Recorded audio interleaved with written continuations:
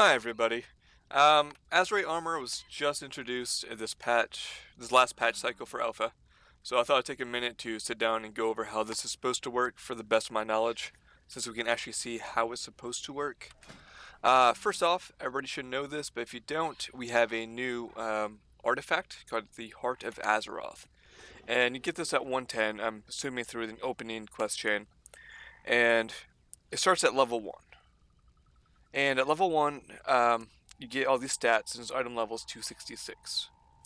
So every time you get Azerite, which is from Mythic Plus, and everything that you did in Legion, plus some new ways of getting it, will automatically level up your Heart of Azeroth.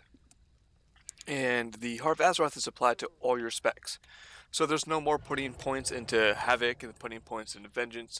Your neck is leveled up, it stays leveled up, and it affects all specs. Excuse me. So how this works is every headpiece, chest piece, and shoulder piece that you get can be gifted with traits. So as of right now in testing, they only gave us a chest piece. So you can shift right click to open this up, and you see that there's 4 different tiers of traits.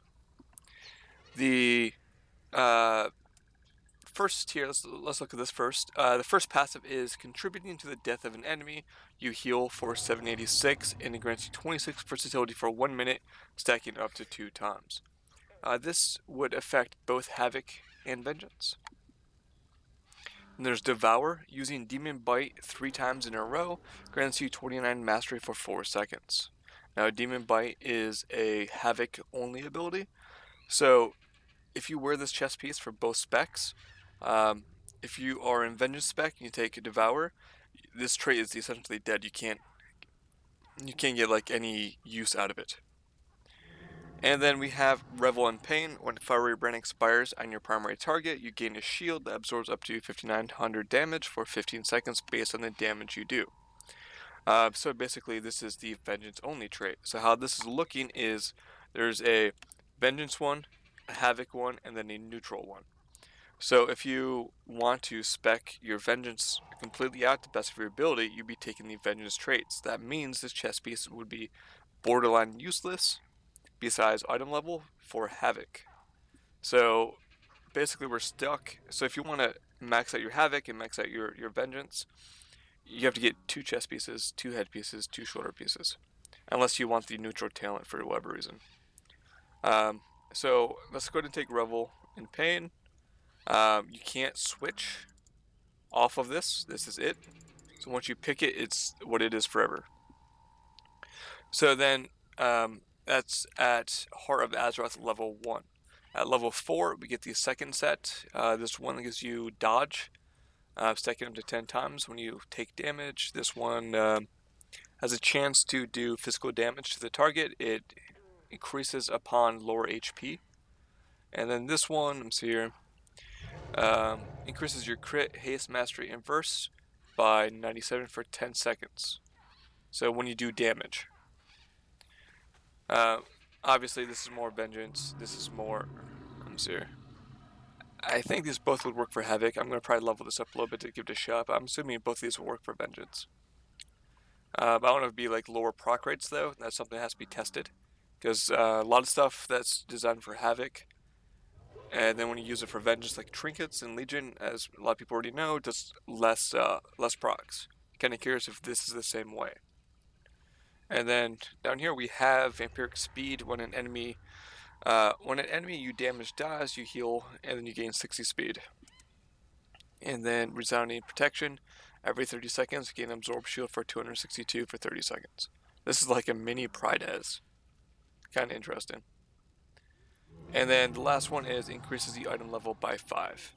So this is a level 110 chest piece. These are kind of boring. Yeah, kind of boring. So it's going to be, how it's supposed to work is the higher you go up, the better the traits are. So if you go to the first raid, you can get a chest piece. These traits are going to be different, and they're supposed to be better. Supposedly you can get different abilities from it. You might see some resurgence of different legendary procs that we've seen in Legion. But right now, this is all we have to go with. Now, a couple cool things about this, and I like this. The headpiece, the chest piece and the shoulder piece cannot Warforge nor Titan Forge. So that if you're running, say, a plus 15 and plus right now, and get a 940 chest piece, that will always be 940. It can never go to any higher than 940. Another cool thing about this is the RNG is gone for the traits. This is huge, and after the Crucible fiasco, I welcome this with open arms.